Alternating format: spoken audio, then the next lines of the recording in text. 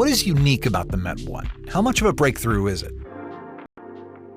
Well, it's actually really groundbreaking, and it's all about the map on the screen.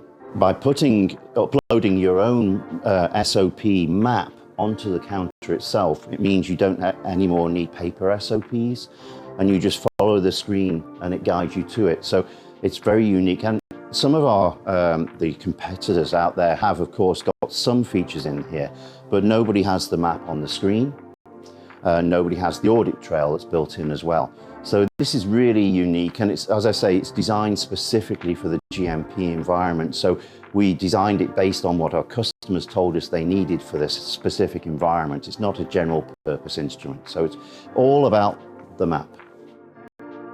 You say that it improves workflow. How exactly? Well, if you remember when I was describing the process, I was saying it's very manual, with the technician having to manually configure the counter for every location. So because we've uploaded the SOP sampling map onto the screen here, it's an interactive map. So the technician just goes to each location as they would have done before, but instead of manually configuring the counter, they just tap the location on the screen and the counter itself configures itself. So there's no manual configuration. So we've removed all that manual configuration of the counter, which makes it a lot more Alcoa compliant and more accurate.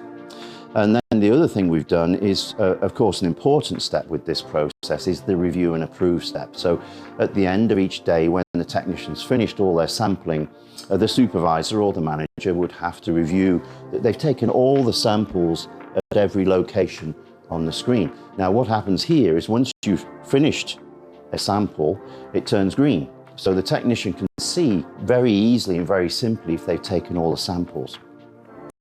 And so at the end of the day, the supervisor actually logs on to the counter remotely using Wi-Fi or Ethernet, and all they use is a web browser to get to the counter. And then the review and approve process is actually inside the counter itself. So they log on to the counter, they check that all of the sample locations have been done correctly and there's no alarms, that they're unexplained.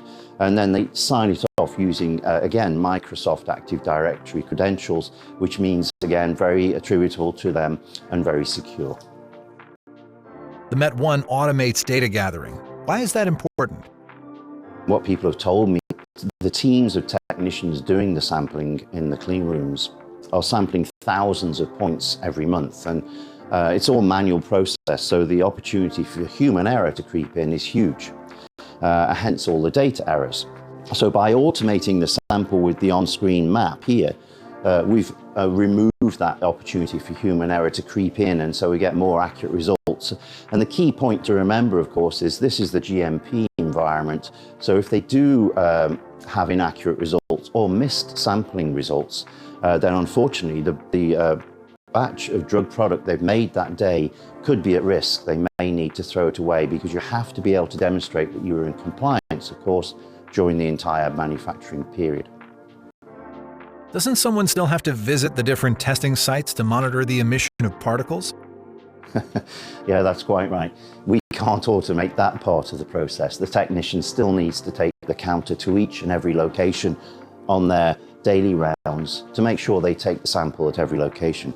But the good thing is that once they've taken a sample at each of the locations, the sampling point turns green.